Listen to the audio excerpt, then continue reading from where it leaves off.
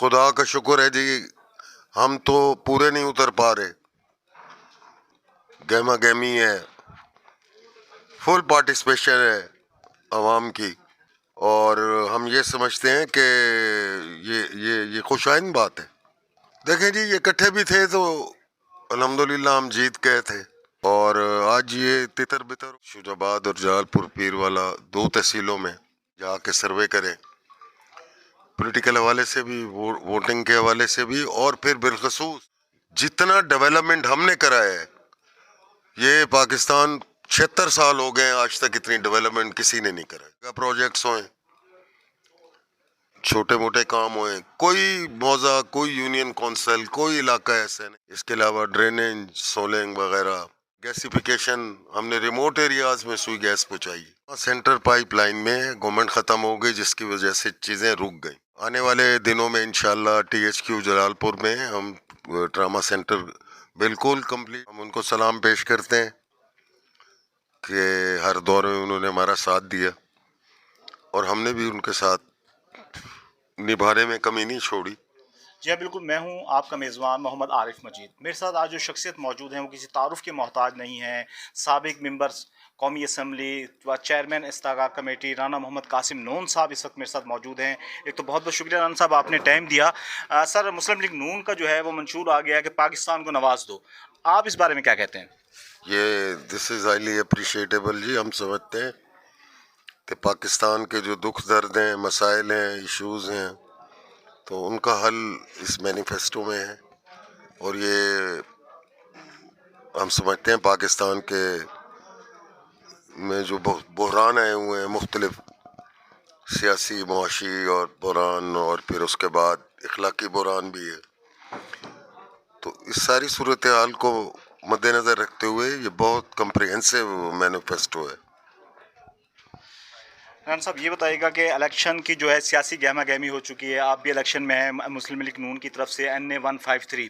آپ اپنی کمپین کو کس طرح دیکھ رہے ہیں؟ لوگوں کی چاہت ہے کیا ہے؟ آپ اس کے بارے میں کیا کہنا چاہیں گے؟ خدا کا شکر ہے جی، ہم تو پورے نہیں اتر پا رہے. بالکل چاہت ہے، گہما گہمی ہے، فل پارٹیسپیشن ہے عوام کی، اور ہم یہ سمجھتے ہیں کہ یہ خوش آئند بات ہے. ران صاحب، پہلے ہمیشہ ایسا ہوتا تھا کہ NA 153 کی سیاست جو ہے وہ موروثی سیاست بھی تھی اور 1 to 1 مقابلہ بھی ہوتا تھا. آپ نے دونوں چیزوں کو توڑا ہے، موروثی سیاست کو بھی توڑ دیا.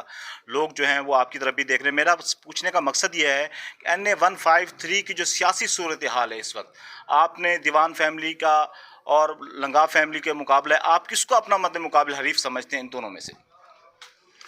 دیکھیں جی، یہ اکٹھے بھی تھے تو الحمدللہ ہم جیت گئے تھے، اور آج یہ تتر بتر ہو گئے ہیں.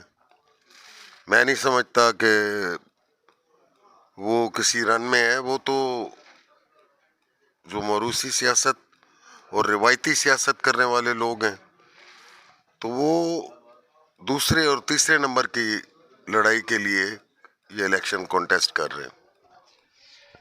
رانا صاحب، آپ نے نو ڈاؤٹ کہ آپ کے جو مخالفین ہیں، سیاسی حریف ہیں، وہ بھی آپ کے معترف ہیں.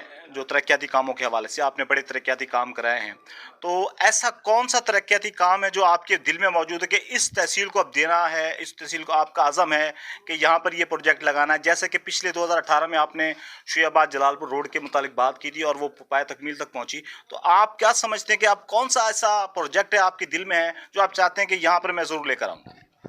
دیکھیں جی، کچھ چیزیں تو پائپ لائن میں ہیں، کچھ کمپلیٹ ہو چکی ہیں. یہ دس از میریکل. یہ انٹرم گورنمنٹ کے دور میں یہ جو ہوا ہے جلال پور پیر والا سے شجاع آباد 48 کلومیٹرز کا ڈیول کیریج وے، تو یہ تو موٹر وے کے پیرلل ایک اور موٹر وے بن گیا.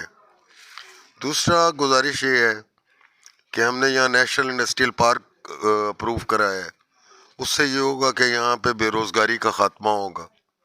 تیسرا جو پائپ لائن میں پروجیکٹ ہے وہ دریائے چناب پر شہر سلطان ڈسٹرکٹ مظفر گڑھ کو جلال پور پیر والا ڈسٹرکٹ ملتان سے یہ کنیکٹ کر رہے ہیں انٹرچینج کے ساتھ. تو اس سے یہ پورے جو ہمارے یہاں دریائی بیلٹ ہے اور غرب کا علاقہ ہے، یہ یہاں اکنامک ایکٹیویٹی ہوگی، اور ڈسٹرکٹ مظفر گڑھ شہر سلطان بالخصوص یہ موٹر وے کے ساتھ منسلک ہو جائے گا. اس پہ خاصا کام ہو چکا ہے. انشاءاللہ آنے والے وقتوں میں اس کا جو باقی کوڈل فارمیلٹیز ہیں وہ بھی پوری ہوں گی.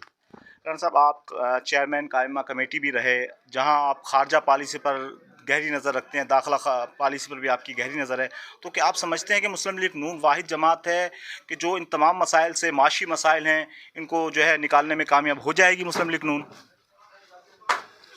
دیکھیں، ایک چیز حتمی ہے، میاں محمد نواز شریف از اے سیزنڈ پولیٹیشین، جو 2 بار غالباً چیف منسٹر رہے ہیں، 3 بار پرائم منسٹر.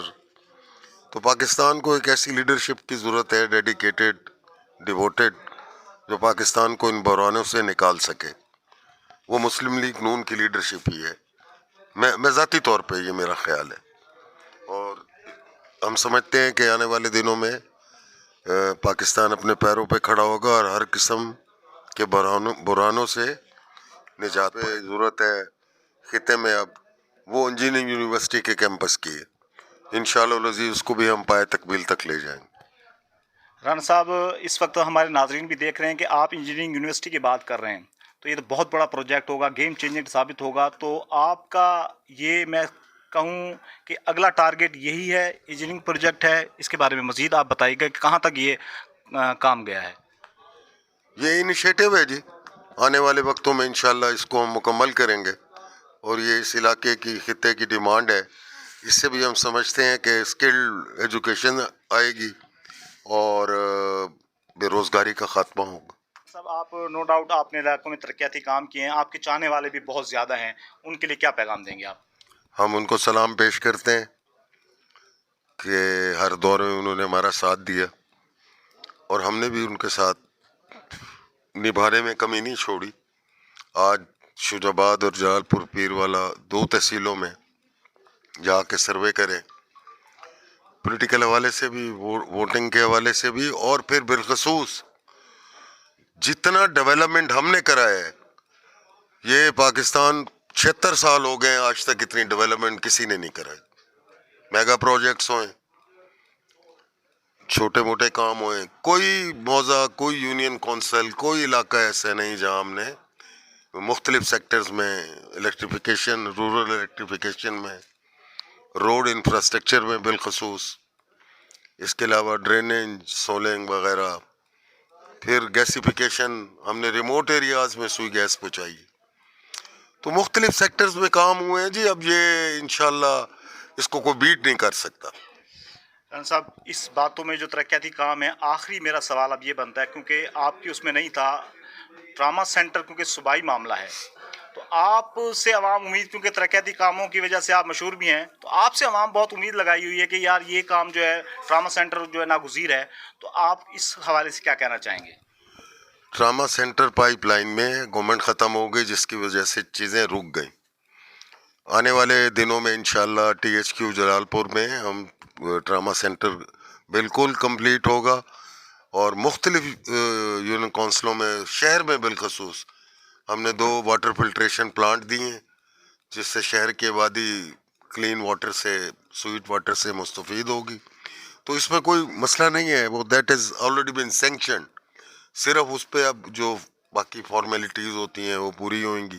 تو یہاں موٹر وے کے ساتھ سب سے قریبی شہر جو ہے ملتان سکھر سیکشن پہ، یہاں پہ جلال پور ہی ہے، اور حادثات کی وجہ سے یہاں پہ ہم سمجھتے ہیں کہ ٹراما سینٹر کا قیام بہت ضروری ہے.